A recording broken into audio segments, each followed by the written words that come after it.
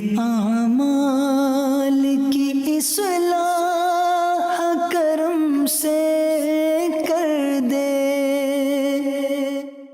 الحمدللہ رب العالمین والصلاة والسلام علی سید المرسلین، اما بعد فاعوذ باللہ من الشیطان الرجیم، بسم اللہ الرحمن الرحیم۔ پڑھیے، الصلاة والسلام علیک یا رسول اللہ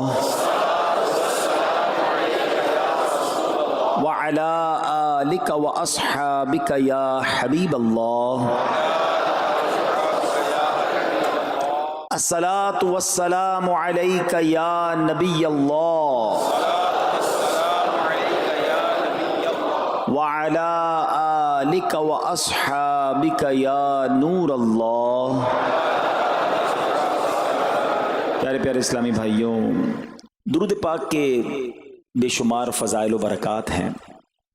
القول البدیع میں ہے، حضرت ابو عباس احمد بن منصور رحمۃ اللہ تعالی علیہ کو انتقال کے بعد کسی نے خواب میں دیکھا کہ وہ سر پر موتیوں کا تاج سجائے، جنتی لباس میں ملبوس، شیراز کی جامع مسجد کے محراب میں کھڑے ہیں۔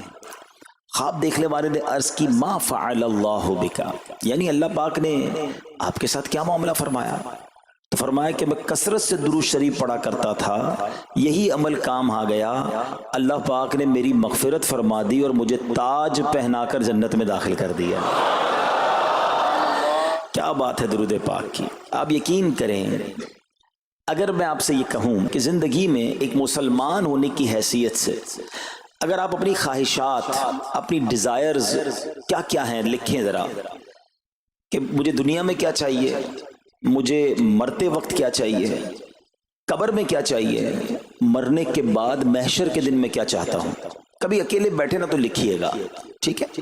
اور اب میں آپ کو بہت ساری حدیثوں کا کچھ نچوڑ پیش کرنے جا رہا ہوں، سنتے جائیے اور سبحان اللہ بھی کہتے جائیے۔ اگر آپ روزی میں برکت چاہتے ہیں تو درود پاک پڑھیے، اگر آپ بیماری سے شفا چاہتے ہیں تو درود پاک پڑھیے، اگر آپ ذلت و رسوائی سے بچنا چاہتے ہیں تو درود پاک پڑھیے، اگر آپ عزت میں اضافہ چاہتے ہیں تو درود پاک پڑھیے، آپ مصیبتوں اور پریشانیوں سے بچنا چاہتے ہیں تو درود پاک پڑھیے، مرتے وقت کلمہ پڑھنا چاہتے ہیں تو درود پاک پڑھیے، مرتے وقت آقا کا دیدار کرنا چاہتے ہیں تو درود پاک پڑھیے، آپ یہ چاہتے ہیں کہ آقا اپنے مبارک ہاتھوں سے قبر میں اتاریں تو درود پاک پڑھیے، اپنی قبر کو نور مصطفیٰ سے جگمگانا چاہتے ہیں تو درود پاک پڑھیے، قیامت کے دن نبی پاک کے پرچم تلے اٹھنا چاہتے ہیں تو درود پاک پڑھیے، آقا کے ہاتھوں جام کوثر پینا چاہتے ہیں تو درود پاک پڑھیے، اور سنیے، آقا کے ساتھ جنت میں جانا چاہتے ہیں تو درود پاک پڑھیے، مدینے جانا چاہتے ہیں، بار بار جانا چاہتے ہیں تو درود پاک پڑھیے، اور زندگی میں دیدار مصطفیٰ کرنا چاہتے ہیں تو درود پاک پڑھیے۔ کچھ باقی رہ گیا؟ اللہ اکبر یا رسول اللہ، مجھے بتائیے اور کچھ باقی رہ گیا ہے؟ ایک مسلمان ہونے کی حیثیت سے what ever I need in دنیا اور ان ہیئر آفٹر، دنیا اور آخرت میں جو کچھ چاہیے، روزی برکت والی، زندگی عزت والی، پریشانیاں دور ہو جائیں، بیماریاں دور ہو جائیں، ذلت و رسوائی سے بچا رہوں، ایمان والی موت ملے، جب تک زندہ رہوں مدینے آتا جاتا رہوں، آقا کی دید کرتا رہوں، آقا جنت میں ساتھ لے جائیں۔ اب کچھ باقی بچتا ہے؟ اب یقین کریں میں نے اپنی طرف سے نہیں بتایا، یہ جن کا کچھ مطالعہ ہے تو ان کو یاد آ رہا ہوگا کہ اس ہر جملے کے پیچھے کوئی نہ کوئی ایک روایت یا کوئی نہ کوئی حدیث موجود ہے۔ یعنی یہ سارے انعامات، دنیا کے، قبر کے، حشر کے، یہ سارے انعامات نبی پاک نے درود پاک کی فضیلت میں بیان فرما دیے ہیں۔ یہ ایسے ہی شاعر نے نہیں کہا کہ ہر درد کی دوا ہے، صلی علی محمد، تعویذ ہر بلا ہے، صلی علی محمد صلی اللہ علیہ وسلم۔ پھر کیوں نہیں پڑھتے؟ یعنی اتنے سارے مسئلے حل ہو جائیں ایک ہی وظیفے سے۔ لوگ پوچھتے رہتے ہیں کوئی وظیفہ بتا دیں، روزی میں برکت کا بتا دیں، پریشانی دور ہو جائے بتا دیں، مدینے کا کوئی وظیفہ بتا دیں، اور یہ سارے وظیفے درود پاک میں چھپے ہوئے ہیں۔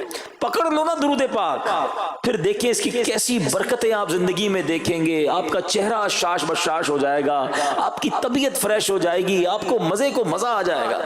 بس درود پاک کی کثرت پڑھتے رہا کریں انشاءاللہ برکتیں ہی برکتیں. میں بھی نیت کروں، آپ بھی نیت کریں. ایک اور خوبصورت بات بتاؤں، جو بڑی خوبصورت آیت ہے، میں سمجھتا ہوں شاید دنیا بھر کے عاشقان رسول کو یہ کم از کم آیت تو سب کو یاد ہوگی. کون سی آیت؟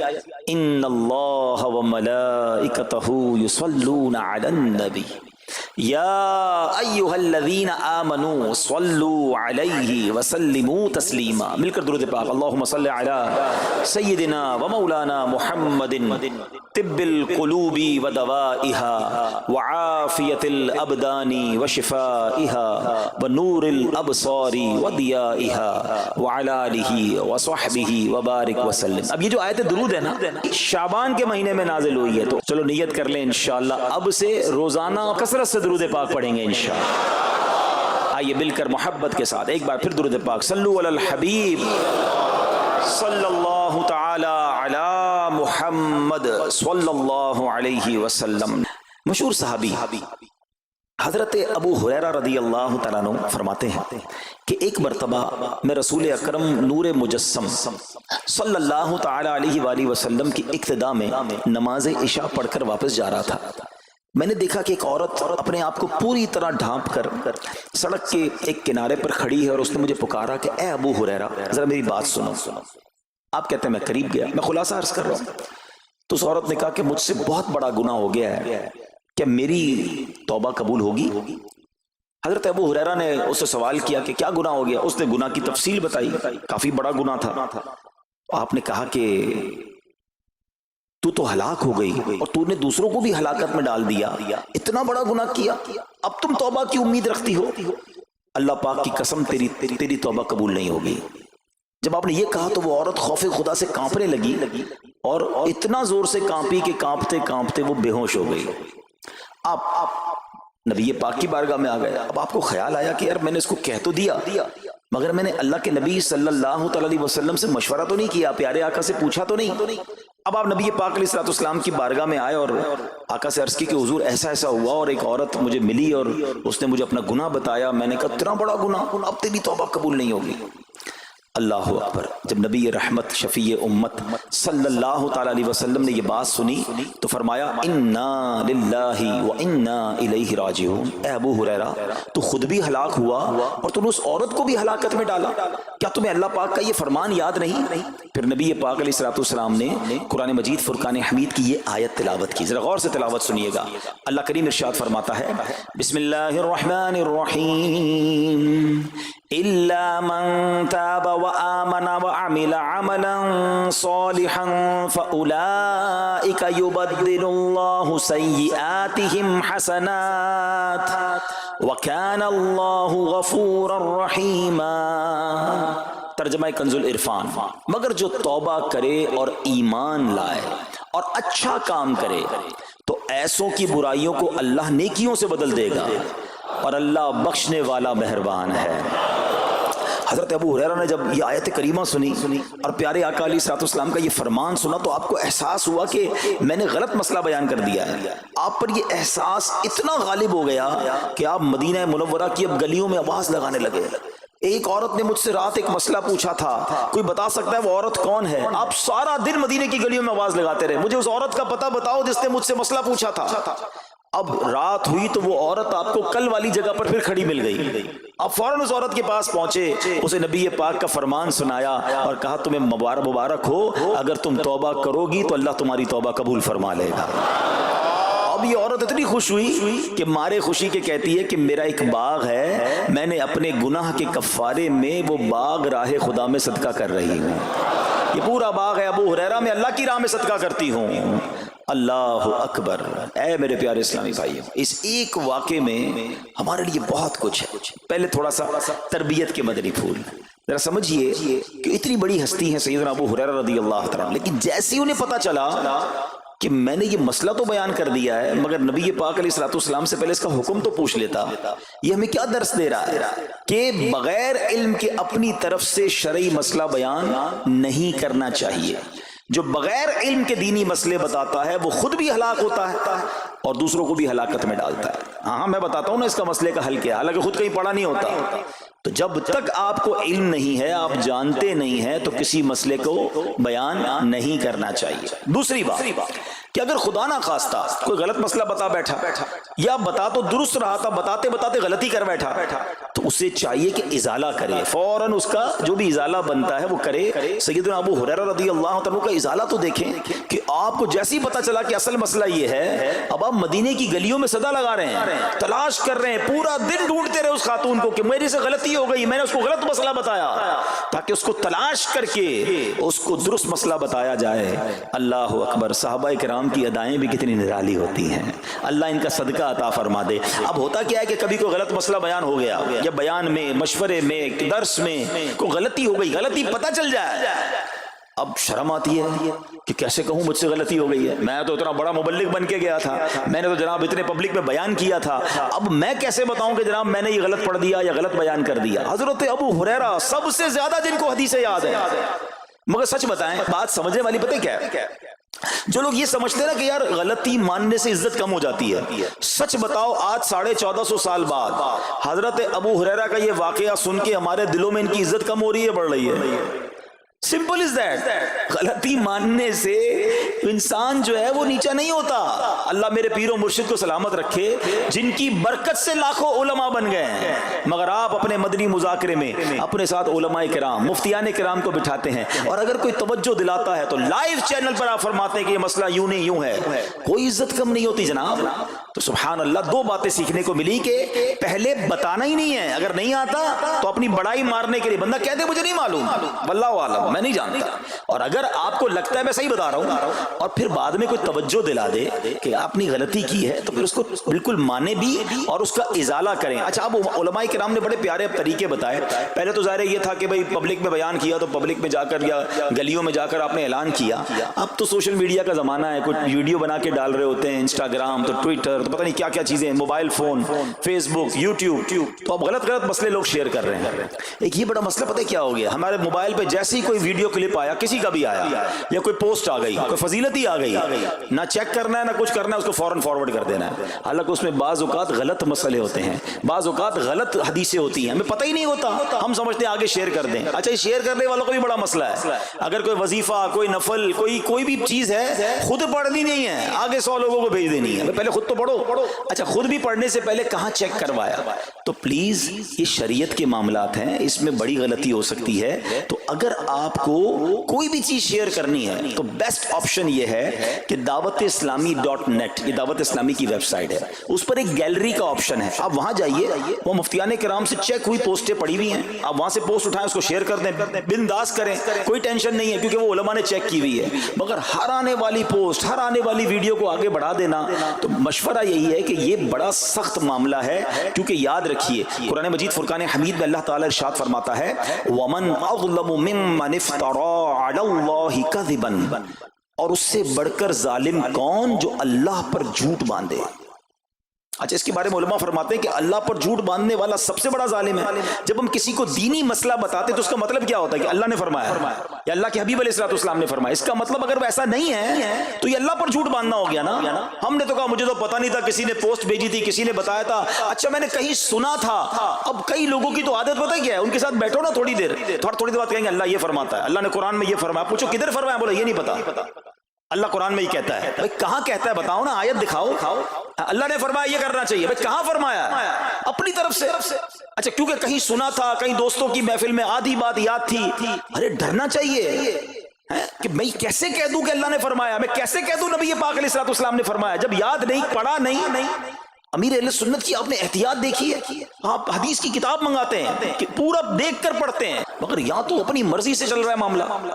خدا کے واسطے ہم سمجھ رہے ثواب کما رہے ہیں، اور ایسا نہ ہو کہ گناہ جاریہ والے کام ہو رہے ہوں. تو میں نے آپ کو آسان حل بتا دیا کہ دعوت اسلامی کے جو آفیشیل سوشل میڈیا کے پیجز ہیں، اگر آپ کو شوق ہے تو وہاں سے کوئی پوسٹ اٹھا لیں، وہاں سے کوئی چیز اٹھائیں اور اس کو شیئر کریں. باقی خدا را ان کاموں کو اپنی مرضی سے آگے نہ کریں، کہیں ہم گناہ گار نہ ہو. تو ایک بات تو ہمیں اس پورے واقعے سے سیدنا ابو ہریرہ رضی اللہ عنہ کو جو انداز، آپ کی عاجزی، آپ کا ازالہ کرنا، آپ کا اس عورت کو تلاش کرنا، یہ سکھا رہا ہے کہ مسئلہ غلط بیان کرنا کتنا بڑا مسئلہ ہے۔ اللہ کرے کہ ہم اس کو سمجھیں۔ اب دوسری خوبصورت بات، آئے ہائے، عورت کا گناہ ہے، بڑا گناہ ہے، مگر نبی پاک نے جو آیت بیان فرما دی اور جو اس تک پیغام پہنچایا کہ توبہ کر لو، میرا رب توبہ قبول فرما لے گا۔ آئے ہائے میرے پیارے اسلامی بھائیو، کتنا ہی بڑا گناہ کیوں نہ ہو جائے، اللہ سے مایوس نہیں ہونا ہے، اس کی رحمت سے مایوس نہیں ہونا ہے، کیونکہ میرے آقا مدینے والے مصطفیٰ صلی اللہ تعالی علیہ وسلم فرماتے ہیں التائب من الذنب کمن لا ذنب لہ، گناہوں سے توبہ کرنے والا ایسا ہے جیسا اس نے گناہ کیا ہی نہیں ہے، ختم، نل اینڈ وائڈ، ڈیلیٹڈ۔ یہ اتنی بڑی اللہ کی رحمت ہے کہ بس سچی توبہ ہو جائے نا، اللہ اس کو سارے اس کے گناہ معاف فرما دیتا ہے۔ حضرت عبداللہ ابن عبید رحمت اللہ تعالی سے روایت ہے، فرماتے ہیں کہ اللہ پاک کے نبی اور ہم سب انسانوں کے والد محترم حضرت آدم علیہ السلام نے اللہ پاک کی بارگاہ میں عرض کی، اے رب عز و جل، تو نے شیطان کو میرا دشمن بنایا ہے، لیکن میری اولاد اس کا مقابلہ کرنے کی طاقت نہیں رکھتی۔ تو اللہ پاک نے فرمایا، اے آدم، آپ کی اولاد میں قیامت تک جو بھی انسان پیدا ہوگا میں اس کے ساتھ ایک محافظ فرشتہ مقرر فرما دوں گا جو انسان کے لیے شیطان کی جو چال ہے اس سے اس کی حفاظت کرے گا۔ حضرت آدم علیہ السلام نے عرض کی، مولا مزید کرم فرما۔ اللہ پاک نے فرمایا، اے آدم، آپ کی اولاد کو ایک نیکی کا اجر 10 گنا ملے گا، نیکی ایک کریں گے اجر ملٹی پلائی بائی 10 ہو جائے گا۔ اور پھر اللہ نے فرمایا اس پہ مزید بڑھاؤں گا، جبکہ گناہ کوئی ایک کرے گا تو اس کے نامہ اعمال میں ایک ہی گناہ لکھا جائے گا۔ اللہ کی شان دیکھو، ایک نیکی اجر 10 گنا، گناہ ایک لکھا بھی ایک جائے گا۔ حضرت آدم علیہ السلام نے عرض کی، مولا اور کرم کر دے۔ دیکھو شروع سے ہم پر مہربانیاں ہیں۔ حضرت آدم علیہ السلام بھی اپنی اولاد کے لیے اللہ کی بارگاہ میں عرض کر رہے ہیں۔ اللہ پاک نے فرمایا، اے آدم، جب تک روح انسان کے بدن میں رہے گی میں اس کی توبہ قبول کرتا رہوں گا۔ جب تک زندہ ہے نا، جب تک توبہ کر لے اس کی توبہ قبول ہو جائے گی۔ اللہ اکبر، کتنا کریم ہمارا مولا ہے، ہمارا پروردگار کیسا رحیم ہے۔ جب بھی گناہ ہو جائیں فوراً اللہ کی بارگاہ میں حاضر ہو جایا کرو، اپنی غلطی کا اقرار کر کے شرمندہ ہو جایا کریں، انشاءاللہ کریم توبہ قبول ہوگی اور گناہوں کی میل سے دامن صاف ہو جائے گا۔ ارے توبہ جب ہو جائے نا اور بندہ سچی توبہ کر لے، دیکھو اللہ کیسا کریم ہے، کیسا کرم کرتا ہے۔ ایک بزرگ کے بارے میں آتا ہے، حبیب عجمی رحمت اللہ علیہ، ان کا نام تھا، ابھی بہت بڑے آپ اللہ کے ولی گزرے ہیں، بصرہ کے رہنے والے تھے، مگر توبہ سے پہلے آپ کی زندگی بڑی عجیب تھی۔ آپ بڑے امیر آدمی تھے، لوگوں کو قرضہ دیا کرتے تھے مگر سود پر قرضہ دیا کرتے تھے، سود لیا کرتے تھے۔ حال ایسا تھا کہ جب کسی سے سود لینے جاتے تھے یا قرضہ لینے جاتے تھے، وہ پیسہ نہ دیتا، لیٹ ہو جاتا تو اس سے جرمانہ وصول کر لیا کرتے تھے۔ ایک مرتبہ ایک مقروض کے دروازے پر گئے، وہ مقروض تو گھر پہ نہیں تھا، اس کی بیوی تھی، تو کہا میرا شوہر تو آج گھر پر نہیں ہے، نہ ہی میرے پاس رقم ہے کہ آپ کو دوں۔ آپ نے کہا مجھے تو چاہیے، کچھ نہ کچھ تو جرمانہ دینا ہوگا۔ تو اس نے کہا ہم نے ایک بکری ذبح کی ہے، گوشت تو سارا بانٹ دیا، کھا لیا، اس کا سر موجود ہے۔ آپ نے کہا یہی دے دو۔ سود میں پیسے نہیں ملے تو بکری کا سر لے آئے۔ اچھا، اب جب بکری کا سر لے کر آئے تو اپنی زوجہ کو کہا کہ پکاؤ اس کو۔ تو زوجہ بولی گھر میں نہ لکڑیاں ہیں نہ دوسرا راشن ہے۔ چنانچہ اب لکڑیاں اور دوسرا راشن وغیرہ بھی دیگر مقروضوں کے گھر گئے اور وہاں سے سود میں کسی سے لکڑیاں پکڑ لی، کسی سے دوسرا راشن مسالہ وغیرہ چیزیں پکڑ لی، وہ بھی لے آئے، کہا لو پکاؤ۔ اب زوجہ نے ہانڈی بنائی، ابھی کھانا تیار ہو رہا تھا کہ اتنے میں ایک بھکاری آ گیا۔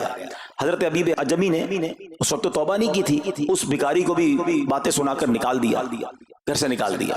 اب کھانا تیار ہو گیا، کھانے کے لیے بیٹھے، مگر جیسے ہی زوجہ نے ہانڈی کا ڈھکن اٹھایا نا تو وہ سالن جو تھا بکری کے سر کی بجائے پورا سالن خون سے بھرا ہوا تھا۔ زوجہ نے پکار کر کہا کہ دیکھو تمہارے اعمال کا نتیجہ، تمہاری کنجوسی کا نتیجہ، پوری ہانڈی خون سے بھری ہوئی ہے، سود کا مال تھا نا۔ اب ہانڈی کا یوں خون میں بدل جانا آپ کے دل پر بڑی تنبیہ ہوئی، بڑا اثر ہوا کہ یہ میں کیا کر رہا ہوں، میں کون سی روزی کما رہا ہوں۔ اللہ سے جنگ ہے نا سود کا کام کرنے والا، وہ تمام لوگ سوچیں جو سود کا کام کرتے ہیں۔ اب جب آپ کے دل پہ چوٹ لگی تو آپ نے اب توبہ کرنے کا ارادہ کیا کہ بہت ہو گیا, اللہ کو بڑا ناراض کر لیا. تو آپ حضرت حبیب اعجمی اب باہر نکلے کہ حضرت امام حسن بصری کی بارگاہ میں جاتے ہیں اور وہاں جا کر توبہ کرتے ہیں. مگر جیسے ہی اب باہر نکلے نا تو کچھ بچے کھیل رہے تھے. کھیلتے ہوئے بچے نے آواز لگائی, جلدی سائڈ پہ ہو جاؤ, دور ہو جاؤ, حبیب اعجمی سود خور آ رہا ہے, کہیں ایسا نہ ہو کہ اس کے قدموں کی دھول ہم پر پڑے اور ہم بھی بدبخت ہو جائیں. پھر دل پر چوٹ لگی کہ یار بچہ مجھ سے نفرت کرتا ہے, ایسا کام کرتا ہوں میں, اللہ بھی ناراض, اللہ کے بندے بھی ناراض, اور دل پر چوٹ لگی. حضرت حسن بصری رحمت اللہ تعالی کی خدمت میں گئے, بڑی سچی توبہ کی, اللہ کو راضی کرنے کے لیے پکی نیت کی. ابھی توبہ کی ہے, کوئی بڑی نیکیاں نہیں کر لی, واپس آ رہے ہیں. جیسے واپس آ رہے ہیں تو دیکھا کہ وہی بچے کھیل رہے ہیں. اب ان بچوں میں کسی نے آپ کو دیکھا تو کہا کہ اب حبیب توبہ کر کے آ رہے ہیں, دور ہو جاؤ, کہیں ہمارے قدموں کی دھول ان پر نہ پڑ جائے تو ہم گناہگار نہ ہو جائے. تھوڑی دیر پہلے یہ بچے کہہ رہے ہیں کہ دور ہو جاؤ, ان کی دھول پڑ گئی تو ہم بدبخت ہو جائیں گے, سود خور جا رہا, ارے ابھی توبہ کی ہے. اور اللہ نے اپنے بندوں اور مخلوق کے دل میں کیسی محبت ڈال دی کہ بچے کہہ رہے ہیں دور ہو جاؤ, ہمارے قدموں کی دھول حضرت حبیب پر نہ پڑ جائے, ہم گناہگار نہ ہو جائیں. اب جناب بڑا دل پہ اور اثر ہوا کہ مالک تیری قدرت, ابھی تو توبہ کی ہے اور میری نیک نامی کا اعلان تو نے اپنی مخلوق سے کروا دیا, سب کے حقوق ادا کیے, سودی لین دین تھا سب ختم کیا, اللہ پاک کی عبادت میں مصروف ہو گئے, اللہ نے ولایت کا سرتاج بنا دیا, اپنا ولی بنا دیا. اے میرے پیارے اسلامی بھائیوں, یہ ہے توبہ. اللہ اکبر. اے میرے پیارے اسلامی بھائیوں, پتہ یہ چلا کہ عزت دوبارہ مل جاتی ہے. شرط صرف ایک ہے کہ آدمی صحیح راستہ اختیار کر لے. اولیاء کرام کی سیرت پڑھ کر دیکھیں, ہزاروں اولیاء کرام ایسے ہیں جو توبہ سے پہلے گناہوں میں مشغول تھے, معاشرے میں انہیں بری نگاہ سے دیکھا جاتا تھا, لوگ ان سے نفرت کیا کرتے تھے, مگر جب اللہ کی طرف آ گئے تو کیا کمال ہوا کہ اب جناب لوگوں کے دلوں میں تو دلوں میں, جانوروں کے دلوں میں بھی اللہ نے اپنی مخلوق کے دلوں میں ان کی عزت ڈال دی. کیونکہ عزت کس کے پاس ہے؟ رب کے پاس ہے. دلوں کا اختیار کس کے پاس ہے؟ وہ رب کے پاس ہے. آسمان ولایت کا ایک اور چمکتا ستارہ حضرت فضیل بن عیاض رحمت اللہ تعالی علیہ توبہ سے پہلے ڈاکو تھے. جی ہاں, آپ کتنا بڑا نام ہے ولیوں میں, مگر آپ ایک ڈاکو تھے. اور یہ کوئی کہانی نہیں, واقعی حقیقت ہے کہ رات کو جب بچہ سوتا نہیں تھا تو مائیں کہا کرتی تھیں بیٹا سو جاؤ ورنہ فضیل ڈاکو آ جائے گا.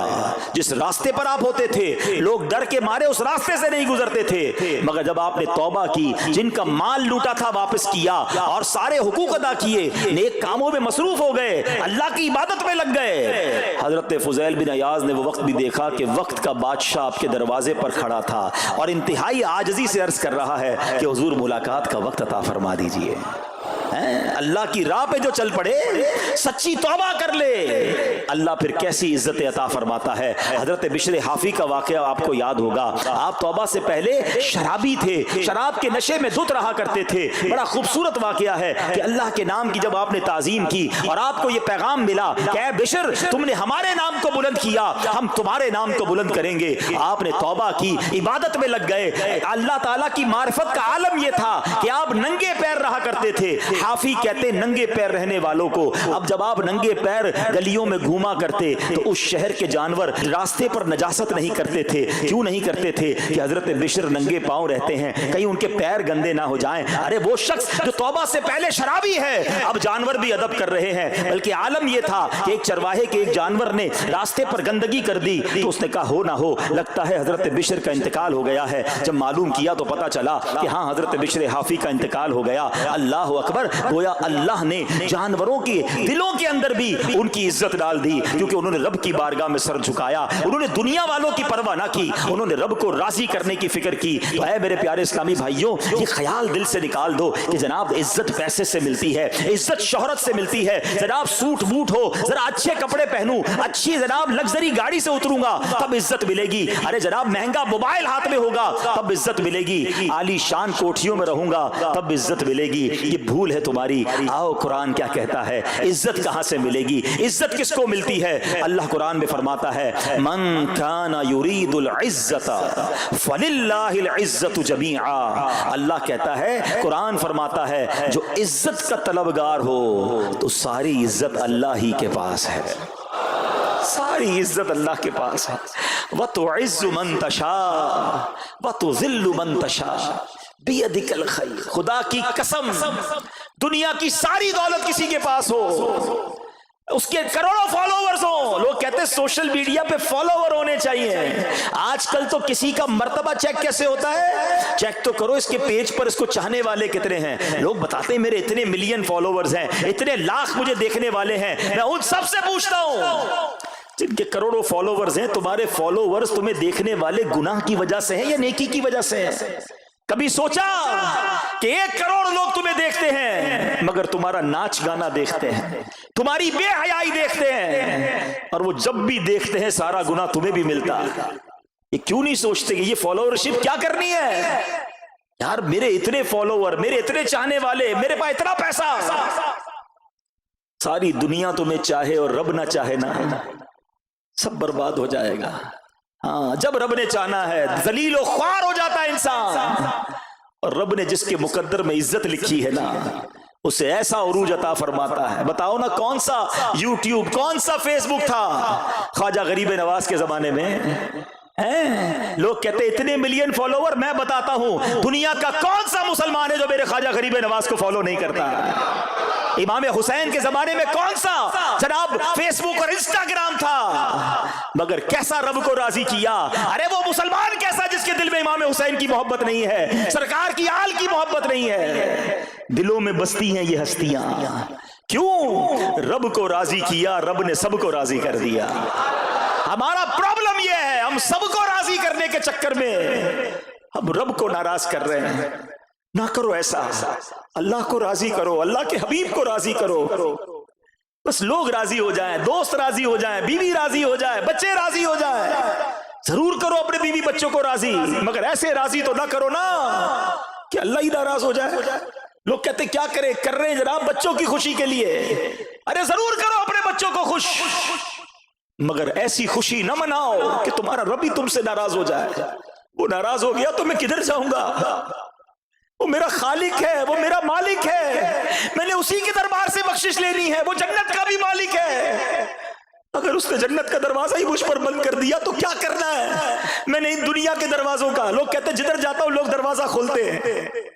اگر گناہوں والی زندگی ہے، حرام روزی ہے، رب کو ناراض کر رہے ہو، جس دفتر میں جاتے ہو دروازہ کھل جاتا ہے، لیکن اللہ ناراض ہو گیا اور جنت کا دروازہ بند ہو گیا، کدھر جاؤں گا میں؟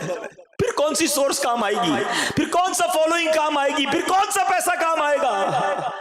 خدا را زندگی ایسے گزارو کہ جب قبر میں جاؤں نا، پتہ ہے اللہ جس سے راضی ہوگا، جب وہ قبر میں جائے گا اس کو کیا کہا جائے گا؟ نم کا نومت العروس، سو جا کہ جیسے دلہن سوتی ہے۔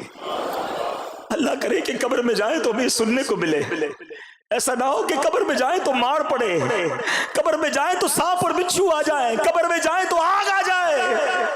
اے نرم بستروں پر سونے والوں، اے بڑے بڑے بیڈ روم اور بڑے بڑے ڈرائنگ روم کے خواب دیکھنے والوں، دنیا تو کر لی اچھی، اگر قبر میں کیڑے مکوڑے آ گئے تو کدھر جائیں گے؟ زندگی ایسے گزارو کہ قبر روشن ہو جائے، زندگی ایسے گزارو کہ قیامت کے دن پکار پڑے کہ یہ اللہ کا پیارا ہے۔ آپ کو پتہ ہے قیامت کے دن ایک اعلان ہوگا، سب نے سورہ یاسین پڑھی ہوگی، میں اس پہ ظن کرتا ہوں اور کئی بار سنی بھی ہوگی۔ اس میں ایک آیت ہے، وَامْتَازُوا الْيَوْمَ أَيُّهَا الْمُجْرِمُونَ، اے مجرموں آج کے دن الگ ہو جاؤ۔ اور یہ حضرت آدم علیہ السلام کو کہا جائے گا کہ مجرموں کو الگ کر دو۔ حضرت آدم علیہ السلام کہیں گے کہ یا اللہ کتنوں میں سے کتنوں کو الگ کروں؟ لوگ کہتے ہیں میرے پاس ایسا کارڈ ہے کہ میں وی آئی پی لائن سے گزر جاتا ہوں، ایئرپورٹ پہ میرے پاس فلاں لاؤنج کی ہے، میں جاتا ہوں تو میں لائن میں نہیں لگتا، وی آئی پی لائن سے نکلتا ہوں۔ آؤ میں بتاتا ہوں قیامت کے دن بھی 2 لائنیں لگیں گی۔ قرآن کہتا ہے وَامْتَازُوا الْيَوْمَ أَيُّهَا الْمُجْرِمُونَ، اے مجرموں آج کے دن الگ ہو جاؤ۔ حضرت آدم عرض کریں گے مولا کتنوں میں سے کتنوں کو الگ کروں؟ ارشاد ہوگا اے آدم 1000 میں سے 999 الگ کر دو۔ 999 مجرموں کی لائن میں ہوں گے اور ایک بندہ ان 1000 میں سے نیکوکاروں کی لائن میں ہوگا۔ ساری دنیا میں وی آئی پی لائن میں کھڑا رہا، اور اگر قیامت کے دن مجرموں کی لائن میں کھڑا کر دیا گیا تو کدھر جاؤں گا؟ کبھی سوچا ہم نے؟ شراب پینے والا کیوں نہیں سوچتا؟ نمازیں قضا کرنے والا کیوں نہیں سوچتا؟ حرام روزی کمانے والا کیوں نہیں سوچتا بس بینک بیلنس بڑھ جائے، عزت ملے دنیا میں؟ وہ کیوں نہیں سوچتا اگر قیامت میں مجرموں کی لائن میں کھڑا کر دیا گیا کوئی سورس کام نہیں آئے گی؟ بلکہ کتابوں میں لکھا کہ اس دن باپ گناہ گاروں کی لائن میں ہوگا اور کوئی بیٹا نیکوں کی لائن میں ہوگا، امام ایسا امام بھی ہوگا جو جناب مجرم کی لائن میں ہوگا اور مقتدی نیکوکاروں کی لائن میں ہوگا، ایسا مبلغ ایسا واعظ بھی ہوگا جو گناہ گاروں کی لائن میں ہوگا اور اس کا بیان سن کر نیک ہونے والا نیکوکاروں کی لائن میں ہوگا۔ لوگ کہیں گے حضرت آپ کا بیان سن کر تو ہم نیک بن گئے، ہم نے توبہ کر لی، آپ مجرموں کی لائن میں کیسے؟ کیونکہ اس دن تو دودھ کا دودھ پانی کا پانی ہو جائے گا نا۔ وہ بندہ کہے گا کہ میں تمہیں تو اچھی بات کا حکم دیتا تھا، خود نہیں کرتا تھا، تمہیں تو نیکی کی دعوت دیتا تھا، خود عمل نہیں کرتا تھا، میں تمہارے سامنے تو نیک نظر آتا تھا، میں اکیلے میں بڑا گناہگار تھا۔ میرے پیارے اسلامی بھائیوں پھر یہ آیت سن لو، من کان یرید العزت فللہ العزت جمیعا، جو عزت کا طلبگار ہو تو ساری عزت اللہ ہی کے پاس ہے۔ اے اللہ ہمیں قیامت کے دن کی ذلت سے بچا لے، اس عزت کا کیا کرنا یار؟ جدھر جاؤ لوگ کھڑے ہو جاتے ہیں، جدھر جاؤ لوگ پیار کرتے ہیں، قیامت کے دن ذلیل ہو گئے تو کیا ہوگا؟ ادھر تو جس کے نامہ اعمال کھلیں گے تو پتہ چلے گا نا، اتنی بڑی بڑی باتیں کرتا تھا دنیا میں، یہ دیکھو اس کا حال یہ ہے، کدھر جائیں گے؟ سیدی اعلی حضرت امام اہل سنت نے اسی لیے بڑی پیاری دعا کی ہے کہ اس دن کھل جائے گا سب کچھ نا۔ آؤ اللہ سے دعا کرتے ہیں، یا الہی نام اعمال جب کھلنے لگے، عیب پوشے خلق ستارے خطا کا ساتھ ہو، یا الہی رنگ لائے جب میری بے باکیاں، ان کی نیچی نیچی نظروں کی حیا کا ساتھ ہو، یا الہی جب حساب خندائے بے جارو لائے، چشم گریان شفیع مرتجا کا ساتھ ہو۔ پھنس گئے پیارے اسلامی بھائی، یقین کریں گناہوں کے دلدل میں ہم پھنستے جا رہے ہیں، کبھی کبھی تو سمجھ نہیں آتا کہ اتنے الجھے ہوئے معاملات ہیں، سرا کدھر سے ملے، کیسے نیکیوں کے راستے پہ چل پڑوں، کیسے اللہ کو راضی کروں، اتنے غلط کام ہیں، اتنی چیزیں ہیں۔ علماء بڑی پیاری بات فرماتے ہیں اللہ کی راہ کی طرف، راہ خدا کی بہت ساری منزلیں ہیں، مقام ورا، مقام زہد، مقام فقر، مقام صبر، توکل، رضا۔ کہتے ہیں ان تمام ساری منزلوں کا جو سرا ہے نا، پہلا قدم جو ہے وہ توبہ ہے۔ اگر آپ واقعی اللہ کی راہ کی طرف چلنا چاہتے ہو نا کہ بس یار میں کسی طرح تو اللہ کی طرف چل پڑوں، تو پہلا قدم جو ہے نا وہ توبہ ہے۔ آپ توبہ کریں اللہ کریم راستہ کھول دے گا، پھر نیکیاں کرنا آسان ہوں گی، پھر انسان قریب ہوتا چلا جائے گا اللہ کی رحمت سے، لیکن پہلا قدم توبہ ہے۔ اور توبہ کرنے والے مومن کی مثال کیا ہے؟ سنو، ایک مرتبہ اللہ پاک کے نبی حضرت عیسیٰ علیہ السلام اپنے حواریوں کے ساتھ کہیں تشریف لے جا رہے تھے، ایک بہت خوبصورت حسین و جمیل پرندہ وہاں آیا اور آپ کے سامنے زمین پر لوٹ پوٹ ہونے لگا۔ اس نے اپنے آپ کو زمین پر اتنا رگڑا کہ اس کی خالی اتر گئی، اب وہ سرخ، گنجا اور انتہائی بدصورت نظر آنے لگا۔ اس کے بعد وہ بہتے پانی میں گیا، اس کے بعد وہ کیچڑ میں گیا، تو کیچڑ میں لوٹ پوٹ ہوا تو اور بدصورت ہو گیا، پہلے بال اتر گئے، اب جسم بھی گندا ہو گیا۔ اس کے بعد وہ بہتے پانی میں گیا، وہاں نہایا تو پہلے جیسا حسن لوٹ آیا، جسم سے کیچڑ بھی اتر گیا، کھال بھی نہیں آ گئی، پہلے جیسا ہو گیا۔ تو حضرت عیسیٰ علیہ السلام نے پتہ کیا فرمایا اپنے حواریوں سے کہ یہ پرندہ تمہارے لیے نشانی کے طور پر بھیجا گیا ہے، یہ مومن کی مثال ہے، مومن بندہ جب گناہ کرتا ہے نا اپنے آپ کو بدصورت اور گندا کر لیتا ہے، پھر جب وہ توبہ کرتا ہے تو گناہوں کی سیاہی اس سے دور ہو جاتی ہے اور وہ پہلے جیسا حسین و جمیل ہو جاتا ہے۔ ہائے ہائے ہائے، ذرا غور کریں پیارے اسلام، ہم نے کیا کیا اپنے ساتھ؟ کبھی تصور تو کریں نا، میں دنیا میں کس لیے آیا تھا؟ میرے دن رات کن کاموں میں گزر رہے ہیں؟ میری آنکھیں تو اللہ نے قرآن دیکھنے کو دی تھی، قرآن پڑھنے کو دی تھی، ان آنکھوں سے میں کیا دیکھ رہا ہوں؟ مجھے زبان ذکر اللہ کرنے کے لیے دی تھی، میں اس سے کیا بول رہا ہوں؟ میرے کان تلاوت اور نعت اور نیک باتیں سننے کے لیے تھے، میں سن کیا رہا ہوں؟ دن آنے والا ہے جب ملک الموت آئیں گے، میرے جسم سے میری روح کو کھینچ لیا جائے گا، مجھے اندھیری قبر میں اتار دیا جائے گا، پھر اللہ کی بارگاہ میں پیش ہوں گا، تو پھر میں کیا کر سکوں گا؟ پھر تو کوئی جواب نہیں ہوگا نا۔ آپ کو پتا ہے بندے کے پاس اللہ کریم کے 2 راز ہیں۔ ایک بزرگ فرماتے ہیں کہ بندے کے پاس اللہ پاک کے 2 راز ہوتے ہیں جنہیں اللہ پاک بندے کی طرف الہام فرماتا ہے۔ نمبر 1، جب اپنی ماں کے پیٹ سے جب باہر آتا ہے نا، اللہ پاک فرماتا ہے اے میرے بندے، میں نے تجھے دنیا میں پاک اور صاف ستھرا نکال دیا ہے اور زندگی دے کر تجھے اس پر امین بنا دیا ہے، اب میں دیکھوں گا کہ تو امانت کی ذمہ داری کیسے نبھاتا ہے۔ اور جب اس کی روح نکلتی ہے نا تو اللہ پاک فرماتا ہے اے میرے بندے، تو نے میری امانت کے ساتھ کیا سلوک کیا؟ اگر تو نے اس کی حفاظت کی، وعدے پر قائم رہا اور اس وعدے کو قائم کر کے مجھ سے ملاقات کرے گا تو میں بھی اپنا کال پورا کروں گا، اور اگر تو نے اسے ضائع کر دیا تو میں بھی پکڑ فرماؤں گا۔ یہ جان جو ہے نا، یہ سانسیں، یہ امانت ہے، یہ ہماری نہیں ہے، یہ اللہ نے دی ہے نا۔ میں مثال دیتا ہوں آپ کو، کوئی بندہ بڑی قیمتی چیز رکھوائے، کوئی ہیرا رکھوا دے، کوئی قیمتی 15 20 لاکھ 25 لاکھ 50 لاکھ کی چیز رکھوائے کہ ذرا سنبھالو، اور آپ سے وہ کھو جائے، ڈبل ٹینشن، اتنی قیمتی چیز میں نے کھو دی، اور اب جس نے امانت رکھوائی تھی وہ میرا کیا حال کرے گا؟ ایسا ہی ہے نا، یہ سانسیں اللہ نے دی ہیں، یہ زندگی اللہ نے دی ہے، اللہ نے اپنی عبادت کے لیے دی ہے، اسے راضی کرنے کے لیے دی ہے۔ ہم کیا کر رہے ہیں؟ ہماری سانسیں گناہوں میں، ہمارے دن گناہوں میں، راتیں گناہوں میں گزر رہی ہیں۔ ایک تو ان دنوں کو ضائع کر رہے ہوں، جب اللہ کی بارگاہ میں جائیں گے تو جواب کیا دیں گے؟ خدا را اس زندگی کی ان انمول ہیروں کی قدر کیجئے، گناہ مت کیجئے، گناہوں کی عادتوں کو چھوڑ دیجئے۔ اے میرے پیارے اسلامی بھائیوں، ایسے ایسے نبی پاک کے فرامین ہے کہ سنے تو بندے کو خیال آتا ہے کہ یار ایسا کریم مولا ہے تو پھر میں کیوں نہ توبہ کر لوں۔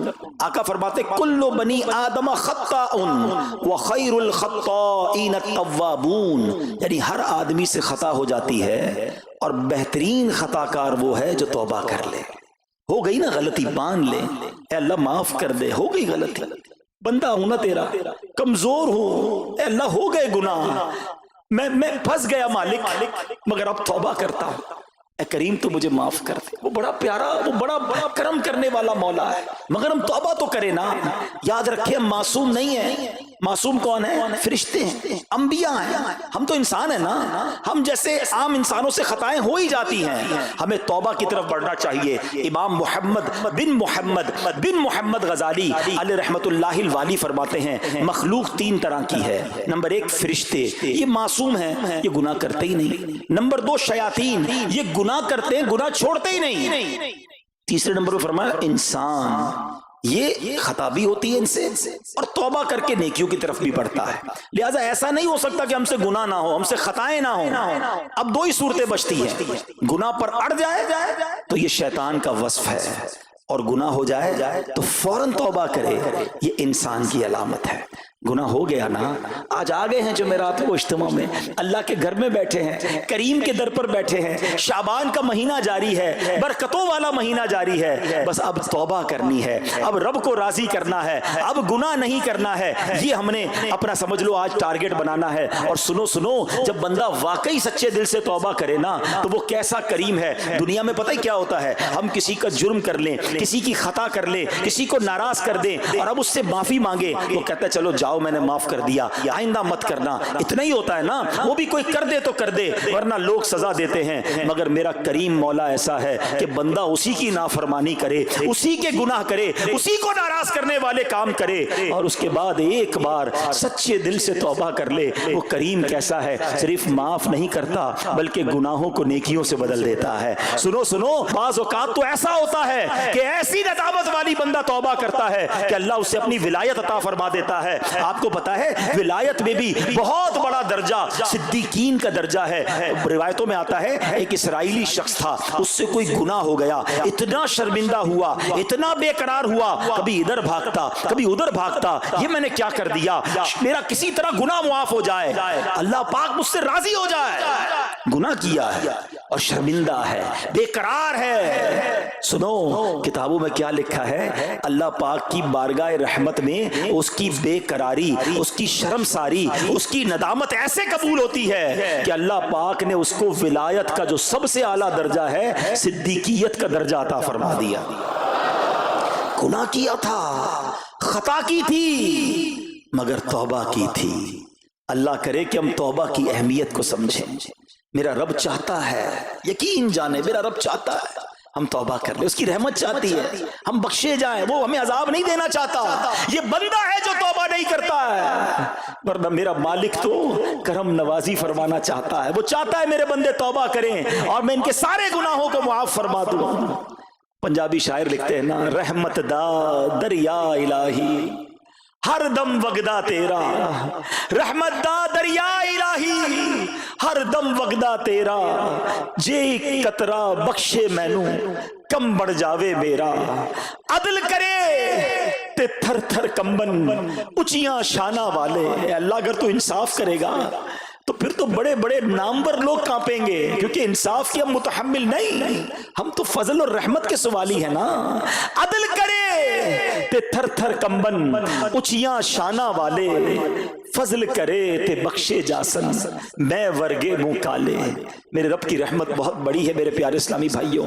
اللہ کریم توبہ کرنے والوں کو کیسے بخشتا ہے. اللہ کریم نے قرآن مجید میں ایک اور جگہ ارشاد فرمایا, فَإِنَّهُ كَانَ لِلْأَوَّابِينَ غَفُورًا, تو بے شک وہ توبہ کرنے والوں کو بخشنے والا ہے. بہت بلند مرتبہ تابعی بزرگ حضرت سعید بن مسیب رحمت اللہ تعالی علیہ فرماتے ہیں, اس آیت میں اواب سے مراد وہ شخص ہے جس سے گناہ ہو پھر توبہ کر لے, پھر گناہ ہو پھر توبہ کر لے, بس معافی مانگتا رہے. خطا ہو جائے تو ڈٹے نہ, ارے شرم تو کرو کہ مجھ سے نماز قضا ہو گئی, شرم تو کرو میرے منہ سے جھوٹ کیسے نکل گیا, اللہ سے معافی تو مانگو. مگر ادھر حال یہ ہے کہ صبح فجر قضا ہوتی ہے, ماتھے پہ بل نہیں ہے, دوپہر کو ظہر قضا ہو گئی, ٹینشن ہی کوئی نہیں ہے, دوستوں کے ساتھ بیٹھ کر حرام دیکھا, پرابلم ہی کوئی نہیں ہے, کاروبار کرنے گیا حرام کمایا, کوئی شرم نہیں ہے. یہ طریقہ درست نہیں ہے. یہ اس کو کہتے ہیں جری ہونا, بے خوف ہو جانا.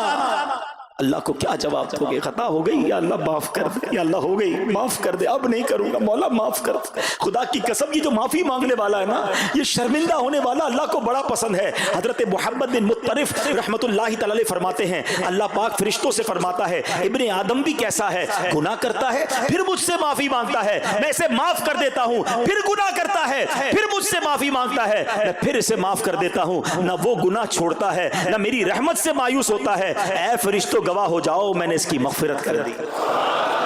ہائے ہائے, کون ہے ایسا قریب, ہماری کوئی ایک بار بات نہ مانے ہم ناراض ہو جاتے ہیں, 2 بار نہ مانے ہمیں غصہ آ جاتا ہے, 3-4 بار بات نہ مانے ہم تو قریب نہیں آنے دیتے ہیں. وہ کریم کیسا ہے آپ کو پتا ہے. اس وقت میں اور آپ کدھر بیٹھے ہیں, کس کے گھر میں بیٹھے ہیں؟ ہم اللہ کے گھر میں بیٹھے ہیں.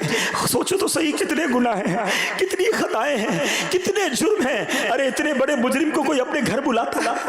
آپ اور میں کبھی کسی کو گھر نہ بلائیں جو ہماری بات نہ مانے, مگر وہ کریم مولا ہے, اس نے اپنے گھر میں بلایا ہے, بار بار بلاتا ہے. یہ کس چیز کی نشانی ہے؟ وہ ہم سے محبت فرماتا ہے, وہ چاہتا ہے ہم بخشے جائیں, وہ چاہتا ہے میرے بندے توبہ کر لیں, مگر ہم پھر بھی توبہ نہیں کرتے. اور میں صحیح بتاؤں, توبہ کرنے کے لیے کوئی بہت بڑا اہتمام ضروری نہیں ہے, بس ایک سچے دل سے کنیکشن ریکوائرڈ ہے. ایک سچے دل سے پکار چاہیے کہ بس مولا اب نہیں کروں گا. پرابلم پتہ ہے کہ ہم گالوں پہ چپت مار لیتے, توبہ توبہ توبہ استغفر اللہ. یہ توبہ یہ نہیں ہے. یقیناً توبہ کے الفاظ دہرانے چاہیے, مگر دل میں علماء نے توبہ کے 3 سٹیپس بیان کیے. پہلے تو شرم تو آئے, گلٹی تو فیل کرے کہ یار غلط کیا, میں نہیں کرنا چاہیے, شرمندہ ہو جائے. دوسرے نمبر پر اب اس گناہ کو چھوڑ دے کہ اب نہیں کروں گا. اور تیسرے نمبر پر پکا ارادہ کرے کہ آئندہ بھی نہیں کروں گا. پھر انسان ہو سکتا ہے گناہ ہو جائے, لیکن توبہ کے وقت یہ 3 سٹیپس پورے ہونے چاہیے, اور یہ سیکنڈوں میں ہو سکتے ہیں. ہاں, وہ آپ کو واقعہ یاد ہونا چاہیے.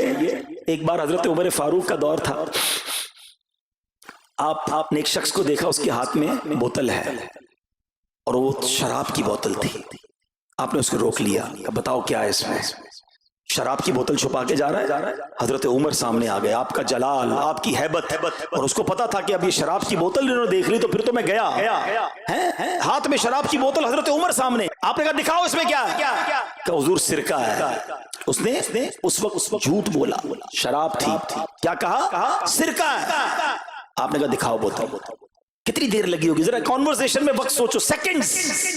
اس بندے نے پتہ ہے سیکنڈز میں کام کیا. اس نے دل میں اللہ کو پکارا, یا اللہ آج عمر سے بچا لے,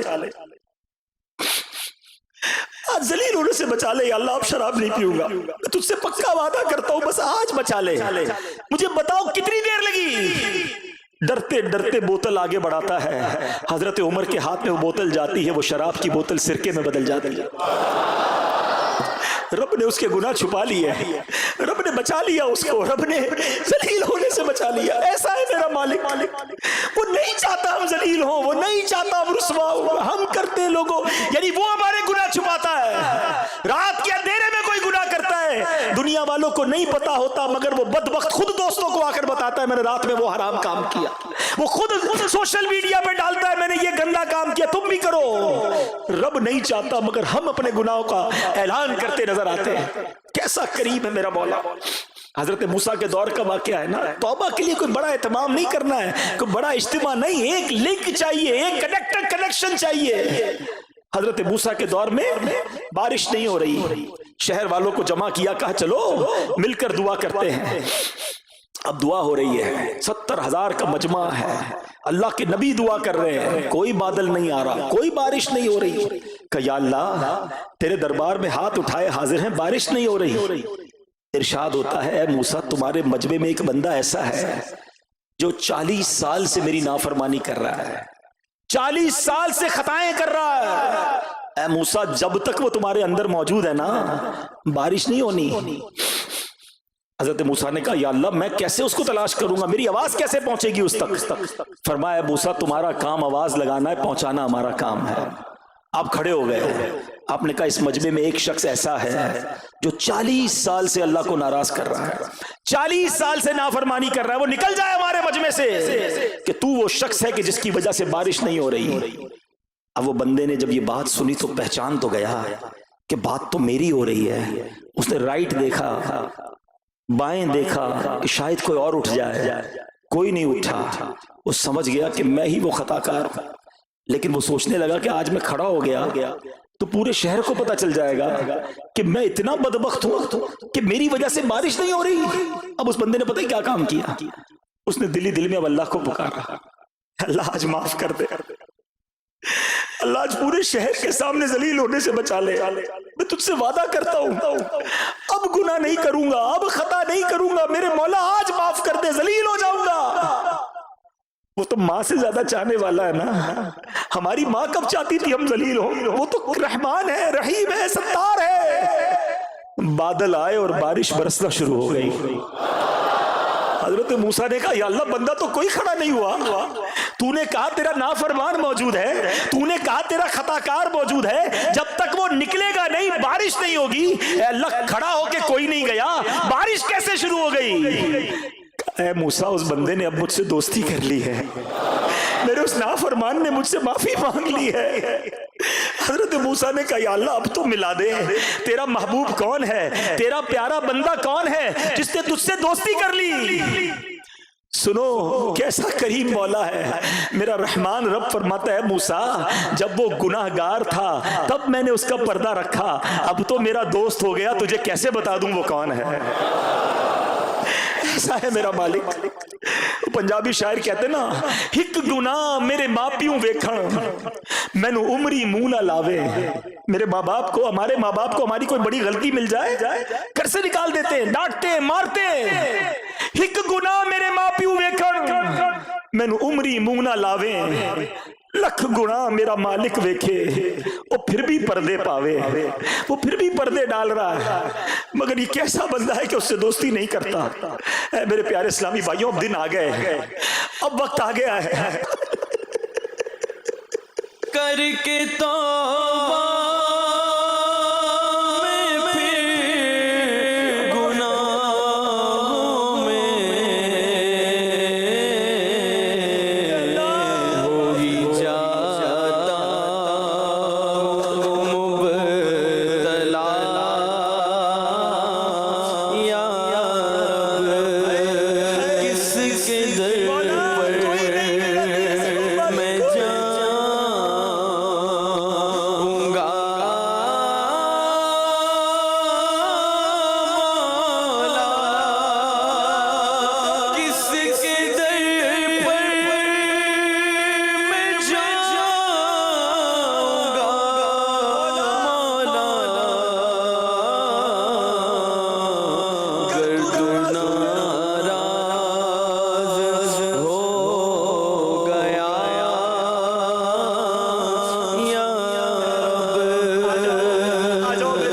رب ہمارا کام تو توبہ ہی کرنا ہے نا، ہمارا کام تو ارادہ ہی کرنا ہے، مدد تو مالک نے کرنی ہے، اب اس سے یہی کہنا ہے یا اللہ جو میرے بس میں نے کر لیا، میں نیت بھی کر رہا ہوں، اے اللہ مدد تو نے کرنی ہے، طاقت تو نے دینی ہے، استقامت بھی تو نے دینی ہے، بڑا قریب ہے میرا مولا انشاءاللہ انشاءاللہ۔ اتنے سارے لوگ ہیں، ان میں کتنے نیک ہوں گے اللہ کے بندے، اللہ ان کے صدقے ہماری اس نیت کو قبول فرما لے، ہماری اس توبہ کو قبول فرما لے اور ہمیں اپنے اچھے بندوں میں شامل فرما لے۔